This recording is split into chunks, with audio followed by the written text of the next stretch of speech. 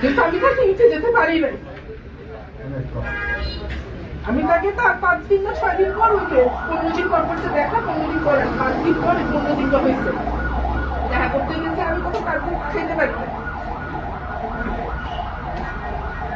কিন্তু সে একবারও কিছু বলে না। সে খালি বলছে, খালি জিজ্ঞেস করছে এলাকার কি অবস্থা, আচ্ছা ওই ওকে ফোন দিছিলা, হ্যাঁ ওর সাথে কথা বলছো তুমি। সে আমাকে নির্দেশনা দিয়ে গেছে, নামগুলা বলে আমি লিখি, এর সাথে একে ফোন দিবা, একে ফোন দিবা।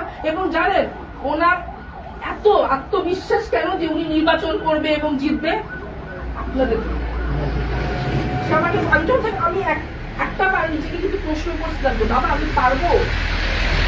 বলে আমি কিছু টেনশন করো না, যাও না, তোমার হাজার হাজার গার্জিয়ান আছে, যাও, ওরা তোমার দীক্ষা রাখবে। এই কথা বলছে আমার বাবা। তোমার আরে আছে গার্জিয়ান আছে, যাও, দীক্ষা রাখবে তোমার। উনি এই বিশ্বাসে কিন্তু আমাকে এখানে পাঠাইছে। আমার কিন্তু একটা 5 বছরের ছেলে আছে, আপনারা অনেকে হয়তো জানেন বা অনেকে জানেন না।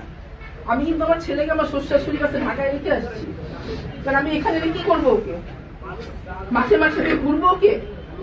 বাড়িতেও তো রেখে আসতে পারবো না, আমি তোকে খাওয়াইতেও পারতেছি না, সময় দিতে পারবো না।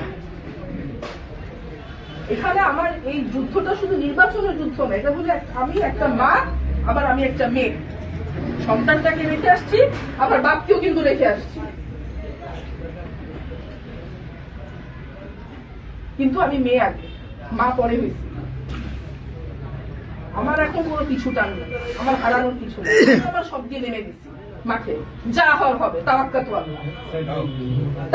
আল্লাহ, যা হওয়ার হবে। কিন্তু আমার বাবাকে নির্বাচনে জয়যুক্ত করতে হবে, এবং আমার বিশ্বাস আপনারা তাকে জয়যুক্ত করে আনতে পারবেন ইনশাআল্লাহ। আপনারা দায়িত্ব নিয়ে প্লিজ কাজ করেন। এখানে রাগারাগি করার কিছু নাই, মান অভিমান করার কিছু নাই। নির্বাচন হলো একটা বিয়ের মতো, একটা উৎসব, বিয়ের মতো উৎসব। আমরা এখন বিল্ডিং সাজাচ্ছি, হ্যাঁ আমরা এখন বিল্ডিং সাজাচ্ছি। তারিখ হলো 12ই ফেব্রুয়ারি। আমরা এখন বিল্ডিং সাজাচ্ছি, মানুষজনকে আমন্ত্রণ জানাচ্ছি সবকিছুর জন্য। এবং বিয়ে বাড়িতে অনেক সমস্যাও হয়। ওই একটা ফুপা থাকে, আমাকে মুরগির রানটা দেওয়া হইলো না কেন? একটা খালা থাকে, এই আমাকে লাল শাড়িটা দেয় না কেন, আমাকে সবুজ শাড়ি কেন দিছে? হ্যাঁ এগুলা হবে, এগুলা মেনে আমাদের। আরে বাবা মুরগির রান তো দুইজনকে 2টা দিলাম, কালকে আপনাকে আরেকটা দিব, দরকার হইলে আরেকটা মুরগি কাইটা আপনাকে দিব। মাইন্ড করার কিছু নাই তো এখানে। এসব ছোটখাটো দিয়ে জিনিস নিয়ে মাইন্ড করলে আমরা অনেক কিছু নিয়ে মাইন্ড করতে পারি, কিন্তু এখন মাইন্ড করলে চলবে না। এখন আমাদের চিন্তা করতে হবে আপনাদের নেতার কথা। এখন আপনাদের চিন্তা করতে হবে ওনার সাথে যে অবিচারটা হচ্ছে, অন্যায়টা হচ্ছে, এটার বিচার চাওয়া। এবং এটার একটাই উপায়, ওনাকে জয়যুক্ত করা। এবং ইনশাআল্লাহ আমার বিশ্বাস আমরা এটা করতে পারবো।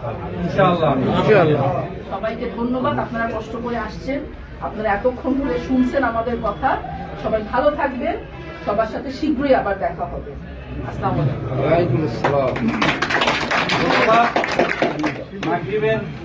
আলাইকুম।